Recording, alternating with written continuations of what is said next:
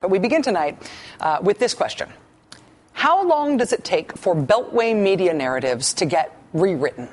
Because we're now 26 days from the elections, and the big Beltway narrative about how Democrats need to run this year seems wrong. With each passing day, we are now getting new examples of Democrats rejecting the Beltway common wisdom that Democrats need to play defense only this year, that it's a Republican landscape this year, that Republicans get to run on what they stand for, and Democrats ought to stay quiet about what they stand for. Democrats ought to stay out of the limelight. Democrats should try to seem as much as possible like maybe they're Republicans, too. With each passing day, that advice, this year's political common wisdom, is getting less common. More and more Democrats seem to be rejecting that advice and instead getting on offense. And it appears that in many cases they are scoring. You can tell they're scoring by watching the effect that Democrats being on offense is having on those Democrats' Republican opponents. It is an effect best described as stop, squirm, and run. We are seeing it play out in races in which Democrats are favored and races in which Republicans are favored. We are seeing it in some of the highest profile races in the country from which the common wisdom about these elections this year is supposedly drawn. If that's the case, the common wisdom needs updating. Here is a case in point. Linda McMahon, the former World Wrestling Entertainment CEO and the Republican nominee for Senate from Connecticut. Do you think there should be a minimum wage? Well, a minimum wage now in our country, I think we've set that, and so there are a lot of people who have benefited from that, but I think we need to review how much it ought to be. Are you for reducing the minimum wage?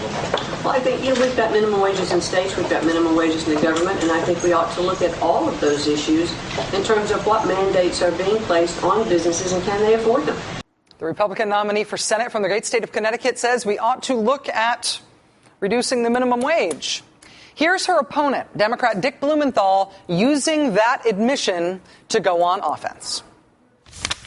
She took home $46 million, and now she's talking about lowering the minimum wage. She is all in it for her. Linda McMahon, profits before people. A Democrat goes on offense. The Republican responds by sort of losing it. Despite the tape of her comments, Ms. McMahon is now trying to convince CNN that she didn't mean what she said, telling CNN that she misspoke because she did not understand the question. She did not understand what was going on. Quote, I thought I was answering a question that I had heard that was about increasing the minimum wage. Would I consider that? I never said anything about lowering the minimum wage. I mean, that was last week. I'm a whole new person now. Stop, squirm, run from previously held position. Stop, squirm, and run. Stop, squirm, and run also on even more emphatic display in the great state of Kentucky, where Democrat Jack Conway is running for United States Senate against our good friend Republican Rand Paul. Here's what Jack Conway playing offense in that race looks like.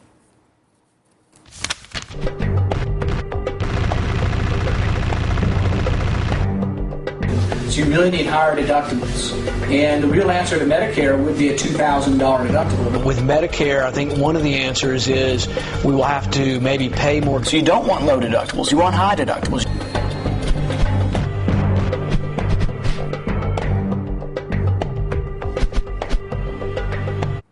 Now watch stage one of the Rand Paul Stop, Squirm, and Run operation. This is the initial version of a response ad, an ad that Rand Paul released in response to that attack from Jack Conway. Rand Paul has never supported higher Medicare deductibles for seniors. Conway lies to hide his support for Obamacare. I've never said that thing I said a million times in front of a million different cameras. Jack Conway's a lying liar, and so is the YouTubes. Stop. That was their first attempt at a response. Phase two, squirm. They took down that ad. They took down their own ad denying Rand Paul had said that thing he said a million times on camera. We actually were only able to get it from the folks at the Barefoot and Progressive blog because they were quick-witted enough to grab it and save it before it was pulled down off the internet. Then the Rand Paul campaign replaced the ad denying the thing that was true with a new ad. Rand Paul doesn't support higher Medicare deductibles for seniors. Conway distracts with negative ads to hide his support for Obamacare. Oh, I see. They changed the ad from saying Rand Paul never supported higher Medicare deductibles to saying Rand Paul doesn't today support that thing he's on tape a million times saying. And instead of saying Jack Conway is a liar about this provably true thing on tape, they now say Jack Conway is distracting us with all this nailing us for our totally politically indefensible positions that we will flip-flop on as soon as we are challenged about them. So distracting when Democrats actually campaign to win, when Democrats actually go on offense. We thought Democrats weren't going to do that this year.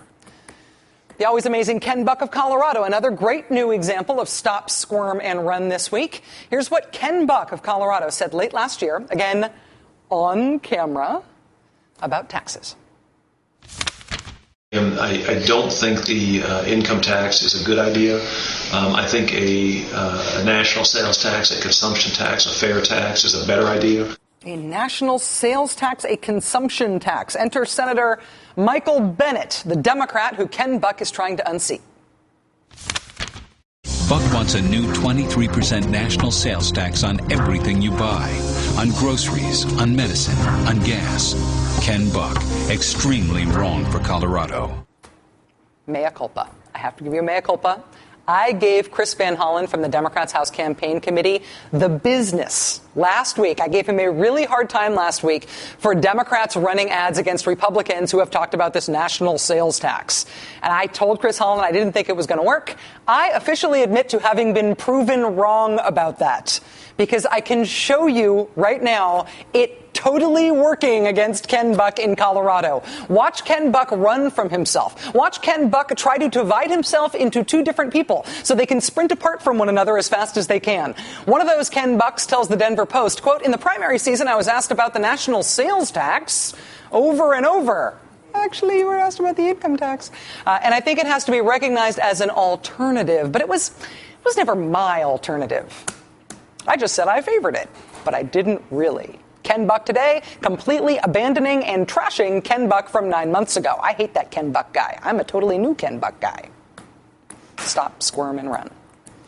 And now to Florida, where the Republican candidate for Senate, Marco Rubio, is being chased away from his own positions by two opponents, the Democrat Kendrick Meek and now independent former Republican Charlie Crist. Last week, as we reported, following a negative ad from Mr. Meek, Marco Rubio sprinted away from his own previously held position on privatizing Social Security. You will recall our exclusive footage of Marco Rubio saying on camera both that he wanted to privatize Social Security and also that he wanted to raise the retirement age. I do think that the retirement age issue is going to have to be confronted at some point as part of a measure to reform Social Security. We're going to have to confront it, and not to lower it, that's for sure. Kendrick Meek went on offense against Marco Rubio on wanting to privatize Social Security. Now, Charlie Crist, the independent, recognizing a soft target, is going on offense against Mr. Rubio on the raising the retirement age thing. Work longer, get by on less. That's the Marco Rubio retirement plan. Rubio wants to raise the Social Security retirement age. That's offense. Witness the Marco Rubio campaign in full stop, squirm, and run mode in response, calling Crist's ad false, even though it's not, and denying that Rubio ever said what he plainly said on this issue on tape. Mr. Rubio has apparently changed his mind on this subject. Marco Rubio didn't say that, or maybe he did, but he definitely didn't mean it. In any case, Charlie Crist is terrible and lying and terrible. Listen, the common wisdom is that Democrats need to lay low this year, that Republicans get to set the agenda. Democrats are going to have to just hope if they're very, very quiet, people may think of them as Republicans too. But when you hold politically indefensible positions like privatizing Social Security, the government forcing rape victims to bear the rapist's child, cutting the minimum wage, wacky giant tax ideas you cribbed from the Steve Forbes for president laugh in. When you have totally politically indefensible ideas like those, you are a soft target. It's not rocket science. Hitting candidates on positions like that hurts them. Coast to coast, in every race, underdogs and overdogs, liberal districts, conservative districts, this is what it looks like when Democrats go on offense, and this is what it looks like when it works. Joining us now is Washington Post columnist E.J. Dionne, who has been documenting the phenomenon of Democrats on offense this season. E.J., thanks very much for being here. Good to be with you, always. Is the common wisdom about Democrats needing to lay low this year, is that common wisdom in peril? Could it actually change? I think it's wrong. I mean, I think that Democrats believe in government, not unlimited government, not inefficient government, but they believe government has a role to play in many parts of life to make things better. And they've gotten afraid of just saying it. And I think by highlighting issues like Social Security, like the minimum wage, they're saying, wait a minute, do you want this part of government to go away? Do you want that part of government to go away? Senator Fritz Hollings, when he ran for president, and I wish I could do a Fritz Hollings accent, but you wouldn't understand me if I could. But he had this great line where he talked about the man who fought for our country in World War II, went to college on the GI Bill, started a business with an SBA loan, bought a house with an FHA loan, drove back and forth to work on interstate highways. His kids went to college on federal student loans. His parents were happily retired on Social Security and Medicare. And this man said he was voting for Ronald Reagan to get the government off his back. And I think that contradiction has to be driven all the time. One other great line I use about 5 times a year. Bill Cohen, the former Republican senator, when the value jet crash happened some years ago, and everybody said, where was the government? Where were the regulators? Bill Cohen said, government is the enemy until you need a friend. And I think a lot of Americans instinctively know that. And so when they see some of these ideas, they say, no, that's not what I think. I think that the case that you just made is a case that Democrats have been told to be afraid of making. And the Beltway Common Wisdom still tells Democrats that they should be afraid of making that case. But what I feel like is happening right now is that actual Democratic political activity is out in front of the way people in Washington and the way people in the mainstream press are still talking about it. I think Democrats are getting less afraid of talking about what government is for, less afraid of attacking radical anti-government positions that they're seeing in their Republican opponents. No, and I think you're seeing some of them are now coming out and defending the health care bill. You know, they're not saying I'm for the health care bill because that thing has been so demonized that it's the abstraction that the Republicans are trying to put out there. But a lot of specific things in the health care bill, like you can't throw my kid off health insurance if my kid has a pre-existing condition, or the government is going to stop insurance companies from cutting you off when you get sick.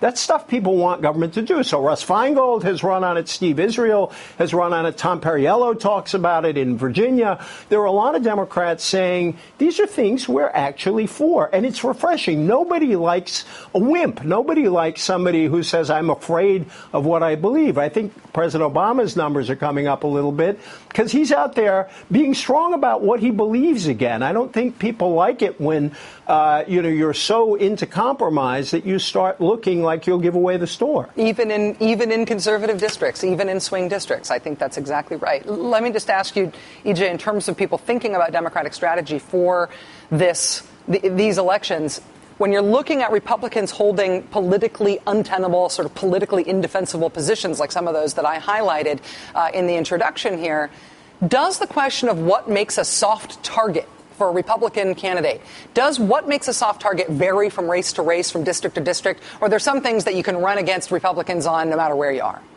Well, I think there are different targets. If the Republicans had nominated Mike Castle in Delaware instead of Christine O'Donnell, he would have been a much harder target to get at than Christine O'Donnell is. But a lot of those kinds of Republicans are losing primaries. And I think if the Republicans want to run a campaign saying we are against regulation, well, which ones? The ones that keep our drugs safe, the ones that keep our food safe, the ones that keep our minds safe, the ones that keep our workplaces safe?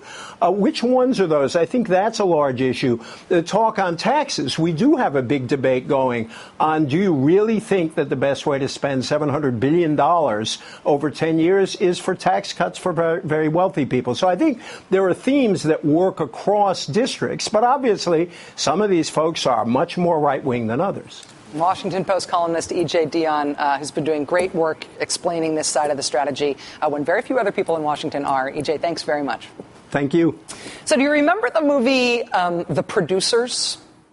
I want that money! Gene Wilder and Zero Mostel raising tons of money for a Broadway show so bad they were sure it would flop because they wanted to keep all the money they raised afterwards.